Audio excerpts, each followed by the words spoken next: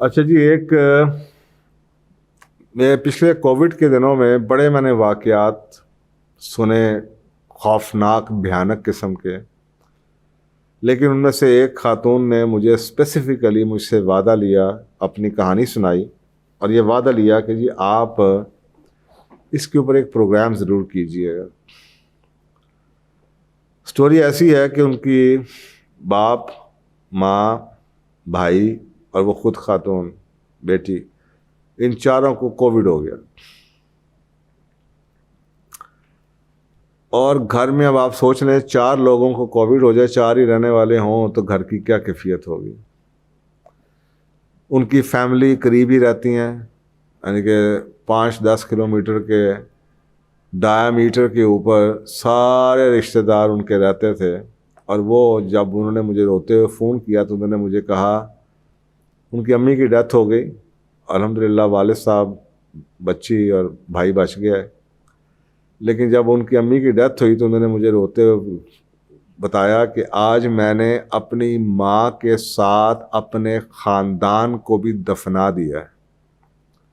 यहाँ से बात शुरू हुई और फिर बाद में उन्होंने मुझे ये पूरी कहानी सुनाई कि वो 15 दिन की क़यामत, जब बच्ची खुद कोविड में है और माँ उसकी हस्पताल में है, बाप बूढ़ा चल नहीं सकता, भाई घर में गिरा पड़ा है छोटा, और ये बच्ची खुद कोविड के साथ अपनी माँ के हस्पताल के बाहर खड़ी है, कभी दवाइयाँ लेके भाग रही है, कभी उसके खाने के लिए कुछ कर रही है। और पूरे का पूरा ख़ानदान, जो कि बहुत जिनमें वेल ऑफ लोग भी थे, किसी ने पूछने की जहमत गवारा नहीं की।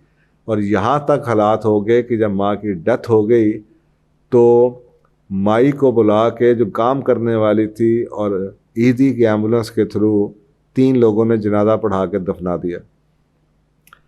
उस माँ के, यानी इनकी माँ के जो भाई, यानी कि बच्ची के मामू, चचा, सारा ख़ानदान उनके इर्द गिर्द रहा और किसी को ये तौफीक नहीं हुई कि उनका हाल पूछ सके। तो उन्होंने मुझे ये बहुत रोते हुए कहानी सुनाई, जबकि ये इस तरह की कहानियाँ मैंने पिछले साल में काफ़ी देखी हैं।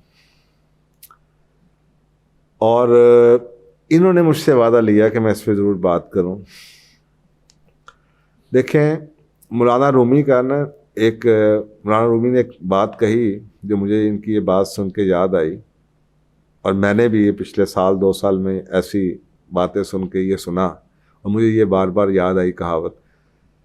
मौलाना रूमी कहते थे कि मैंने बहुत से इंसान देखे जिनके बदन पे लिबास नहीं था, और बहुत से लिबास ऐसे देखे जिनके अंदर इंसान नहीं था।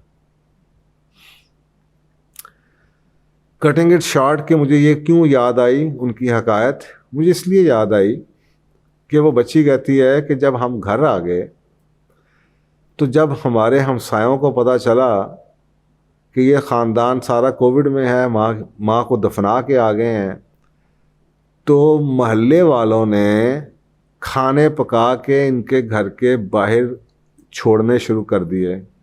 इनके घर में आटा, दाल, रोटी, चीनी नहीं थी, कुछ नहीं था। घर को चलाने वाली बच्ची, माँ अस्पताल में, वो अस्पताल की ड्यूटी दे रही है, घर में बाप और बेटा गिरा पड़ा है, उधर से भागती है, उनको कुछ लाती है, उनको कुछ पकाती है, कुछ करती है।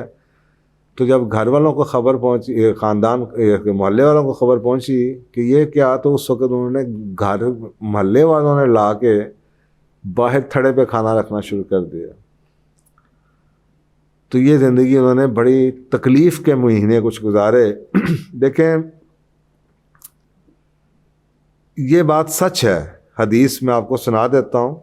सही बुखारी की हदीस है कि सऊद रज़ी अल्लाह ताला अन्हु से रवायत है कि रसूल पाक सल्लल्लाहु अलैहि वसल्लम ने फरमाया कि अगर तुम्हें ये पता चले कि किसी इलाके में कोई वबा आ गई है तो तुम उस जगह पे ना जाओ,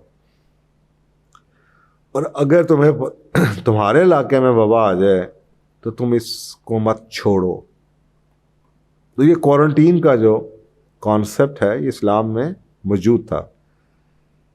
मैं अंडरस्टैंड करता हूँ, ये मुझे ये बात बिल्कुल समझ आती है कि उस हालात में लोग क्यों नहीं उनके पास आए, लेकिन मुझे ये समझ नहीं आती कि आज के दौर में अगर आप उनसे नहीं मिल सकते या मिलना चाहते और आप बहुत ही दीनदार हैं और आपने ये हदीस सुनी हुई है और आप इस वजह से नहीं जाना चाह रहे, तो कम से कम आपको ये भी तो पता होना चाहिए कि आज के दौर में कितने तरीके हैं किसी की मदद करने के।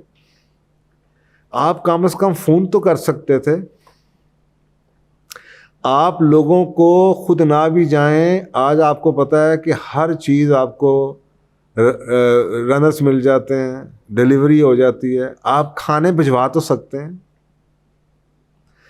आप किसी की को कॉल करके हौसला तो दे सकते हैं। आप किसी को जनाब वो इलेक्ट्रॉनिकली पैसे तो ट्रांसफ़र कर सकते हैं। आप किसी का सुबह दोपहर शाम हाल तो पूछ सकते हैं। आप किसी को मुलाजिम को या रनर को भिजवा के दवाइयाँ तो भिजवा सकते हैं। आप किसी के घर में राशन तो डलवा सकते हैं। मुझे ये समझ नहीं आती कि उसका ना मिलना से का मतलब ये तो नहीं कि आप भूल जाएं और आपका अल्लाह सुब्हानहू ताला के ऊपर से बिल्कुल ही वो खौफ खुदाई ख़त्म हो जाए कि यार कल को आपके ऊपर भी ये हालत आ सकती है। तो आपको तो ये चाहिए, आपको तो चैन नहीं आना चाहिए कि हाय मेरी रिश्तेदार में से किसी की बीमार है, किसी की डेथ है, मैं जा नहीं पा रहा। तो भाई अगर मैं नहीं जा पा रहा और शरीयत मुझे रोक रही है, तो जो शरीयत मुझे कह रही है मुझे वो तो करना चाहिए।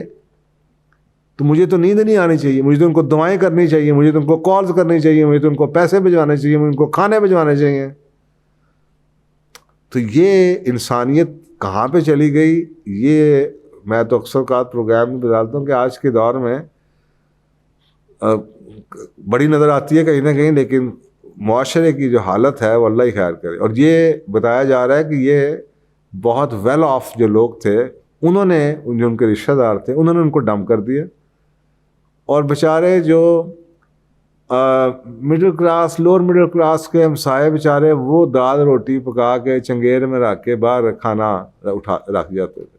तो फिर इससे तो बेहतर वो लोग हो गए कि जिनके जिस्म के ऊपर लिबास नहीं है लेकिन उनके अंदर इंसान है, और जिनके पास लिबास है उनके अंदर इंसानियत ख़त्म हो चुकी है।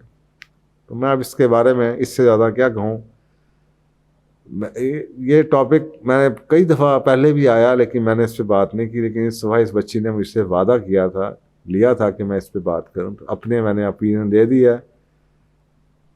तो जनाब मैंने आपकी वादा पूरा किया, और आपके लिए भी आपको यही कहूँगा कि आप उन्हें माफ़ करें, अल्लाह उनको भी माफ़ करे, उनको तौफीक दे कि वो आपसे माफ़ी मांग सकें और अल्लाह से भी माफ़ी मांग सकें। जज़ाकल्लाह।